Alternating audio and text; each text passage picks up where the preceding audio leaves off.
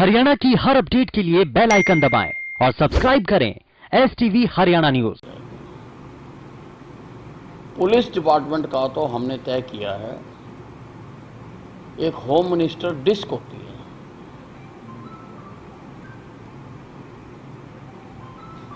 उसके नंबर भी होते हैं।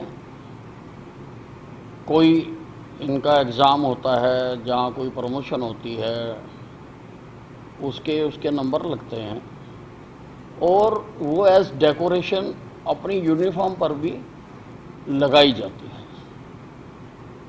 तो पुलिस कर्मचारियों को हम डिस्क देंगे। इसी प्रकार से सफाई कर्मचारियों को, डॉक्टर्स को भी हम विचार कर रहे हैं कि किसी न किसी तरह से इनको सम्मानित किया जाएगा। क्या प्रारूप रहेगा सर इसका? पुलिस सभी को शामिल करेंगे कि इसमें सर जो कड़ी ड्यूटी कर रहे हैं क्या रहेगा सर इसका क्राइटेरिया? नहीं, लगभग सभी ने अच्छा काम किया है और सबसे बड़ी बात है कि खाली अपनी ड्यूटी नहीं की, जो सामाजिक उनका चेहरा है वो भी निखर कर सामने आया है। बहुत स्थानों पर उन्होंने भोजन कराने का काम किया है, अस्पताल पहुंचाने का काम किया है और भी अनेकों काम किए हैं।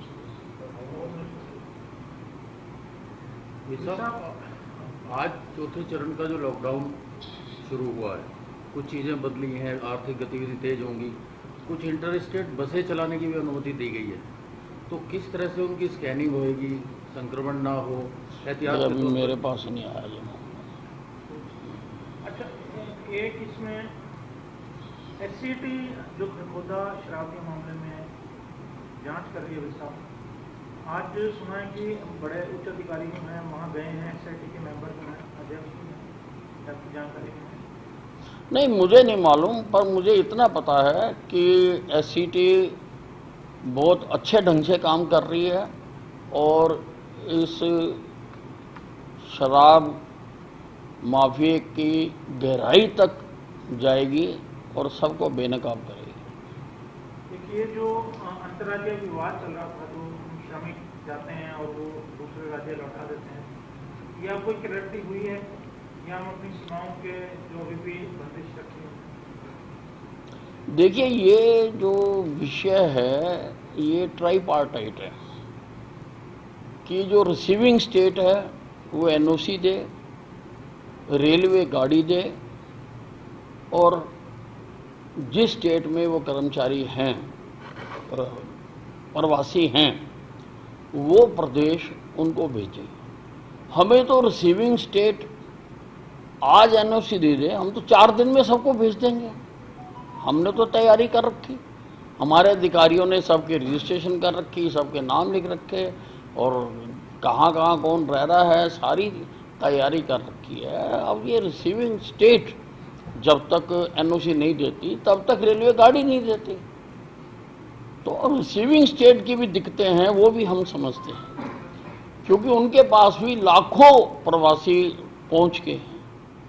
उनको ठहराना, उनको क्वारंटाइन करना, उनको टेस्ट करना, तो जब तक वो जो उन्होंने ठहरा रखे हैं वो उनकी और आने वालों के लिए स्थान ना बना लें, उनकी भी कठिनाई है। इसलिए बिल्कुल इसमें हमारी सरकार जो है, हरियाणा की सरकार जो है, पूरी तरह से इसमें गंभीरता से लगी हुई है। और एक बात मैं कहना चाहता हूँ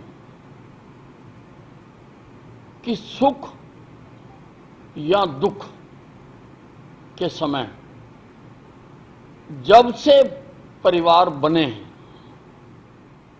जब से सभ्यता बनी है, हर आदमी सुख या दुख के समय अपने घर जाना चाहता है। इसलिए ये मजदूर भी जाना चाहते हैं कि एक बार वो घर जाना चाहते हैं। और ये सड़कों पे जिस तरह से रुल रहे हैं विशाल, ये अनियंत्रित कह रहे हैं या फिर मिसमैनेज कहें या कम्युनिकेशन के अभाव में जिस तरह से सड़कों पे ये लोग नहीं, कम्युनिकेशन का अभाव है। मैं किसी भी प्रदेश को दोष नहीं देना चाहता हूँ, सभी प्रदेश ठीक दिशा में काम कर रहे हैं। सभी प्रदेश चाहते हैं कि इनको इनके प्रदेश तक पहुंचाया जाए, लेकिन कुछ जो प्रैक्टिकल डिफ़िकल्टीज़ हैं वो पूरी तरह से कन्वे नहीं हो पा रही हैं, जिस वजह से प्रवासियों में रोष उत्पन्न होना स्वाभाविक है। श्रमिकों के लिए आपका कोई अपील है, कोई आह्वान है कि वो किस तरह से इस संकट काल में या नहीं, मेरा तो सभी श्रमिकों से यही कहना है कि वो जहाँ हैं वहीं पर रहें और विश्वास करें हमारी सरकार पर। हम जो श्रमिक जाना चाहता है उनको सम्मानपूर्वक उनके प्रदेश तक पहुंचाया जाएगा, ये मैं उनको विश्वास दिलाना चाहता हूँ। वैसा एक चीज़ थोड़ी सी क्लियर करनी थी, जैसे कि लॉकडाउन के दौरान यहाँ से कोई व्यक्ति हरियाणा नहीं जा सकता था चंडीगढ़ से, ये प्रतिबंध अभी लागू है या ये इन्हें छूट दे दी गई? मान लो किसी ने करनाल जाना है, यमुनानगर जाना है, उनमें छूट है या उनको परमिशन लेके जाना पड़ेगा? नहीं, इंटर डिस्ट्रिक्ट तो वो ढील दे दी गई है उसमें, और जो MHA की गाइडलाइन आई है उसमें इंटर स्टेट भी उन्होंने डॉक्टर्स को, पैरामेडिकल स्टाफ को, नगर पालिका स्टाफ को आने जाने की छूट दी है। वैसा एक चीज़ और है, दिल्ली के साथ इशू आजादपुर मंडी को लेकर बड़ा था जब हरियाणा में कोरोना के केसेस बढ़े थे। अब जब ये छूट दी जा रही है, हरियाणा की बसें दिल्ली तक शुरू की गई है, तो इन परिस्थितियों में क्या आना जाना लोगों का सामान्य हो जाएगा या अभी भी प्रतिबंधित है? नहीं, मैंने अभी इसकी क्या SOP बनी है देखी नहीं है, देखने के बाद ही कोई टिप्पणी कर सकता हूँ। आज के दिन कोरोना को लेकर, क्योंकि कंट्री वाइड जो है केसेस लगातार आए दिन बढ़ रहे हैं जैसे जैसे टाइम हो रहा है, हरियाणा की क्या स्थिति है? और आप क्योंकि हमेशा से इस बात को लेकर चिंता भी जरूर कर रहे हैं कि इसको लेकर जो है लोगों को, नहीं, हरियाणा पूरी तरह से नियंत्रित है यहाँ पर, और हमारा जो रिकवरी रेट है वो भी 64% के पास है, जो कि सारे प्रदेश में जो बड़े, सारे देश में जो बड़े प्रदेश हैं उनमें से काफ़ी ऊपर के स्थान पर आता है। तो और व्यवस्था भी हमने बहुत अच्छी कर रखी है, सभी प्रकार से हम निश्चिंत हैं कि हम सारी स्थिति पर नियंत्रण करके रखेंगे।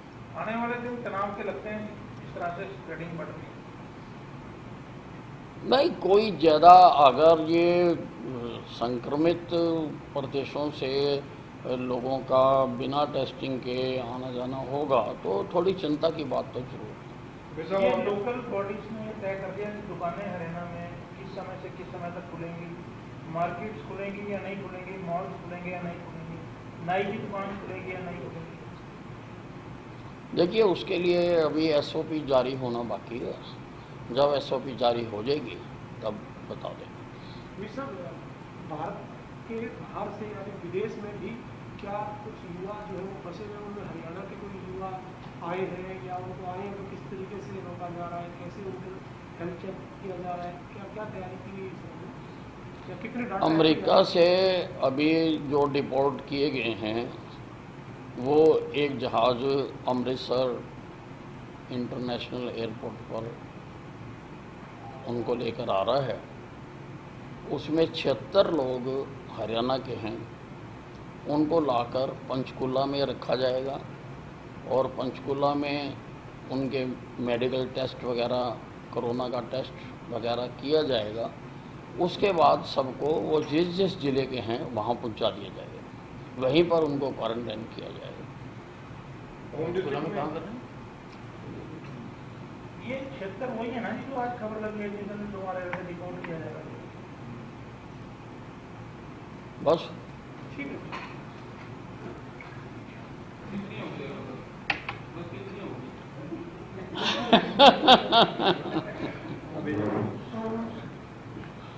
ऐसा है, अब हमें लग नहीं रहा होता कि ये खबर है, ठीक है ना जी। हमारे से हमारे लिए वो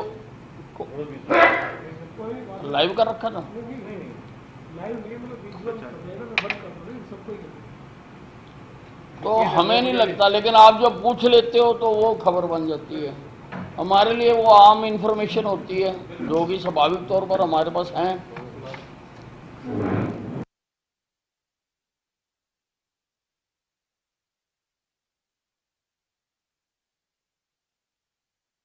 यहाँ आप देख रहे थे गृह मंत्री अनिल विज को, और प्रेस कॉन्फ्रेंस उनके द्वारा की जा रही थी, और अपनी प्रेस कॉन्फ्रेंस के जरिए उन्होंने बहुत सी बातों का यहाँ पर जिक्र किया। उन्होंने आवाजाही, बसों की संख्या, और साथ ही साथ अब कैसे नए रूप में जो गाइडलाइंस सामने आई हैं उनको कैसे फॉलो किया जाएगा, कैसे उनको पूरा किया जाएगा, और दूसरे जो विषय हैं उनको लेकर भी यहाँ पर उनके द्वारा जिक्र किया गया, चाहे वो शराब तस्करी को लेकर हो, शराब माफियाओं को लेकर हो, उसको लेकर भी उन्होंने इस बात का जिक्र किया। साथ ही यहाँ पर सबसे महत्वपूर्ण चीज़ ये कि कोरोना का ग्राफ जो इस वक्त हरियाणा के अंदर नज़र आता है, देश भर के अलग अलग राज्यों की जब तस्वीरें देखते हैं तो उसमें हरियाणा कहाँ पर है। रिकवरी रेट 64% के आसपास है, उसका जिक्र उन्होंने ज़रूर किया है, और उन्होंने कहा कि बाकी प्रदेशों की तुलना में हरियाणा काफ़ी बेहतर हद तक काम कर रहा है, और यही एक अच्छा यहाँ संकेत भी मिल रहा है। लेकिन ये जो प्रेस कॉन्फ्रेंस जिसकी तस्वीरें हमने आपको इससे पहले भी दिखाई थी, उसके जरिए बातें जो गृह मंत्री की तरफ से की जा रही थी उसको यहाँ पर साझा किया गया।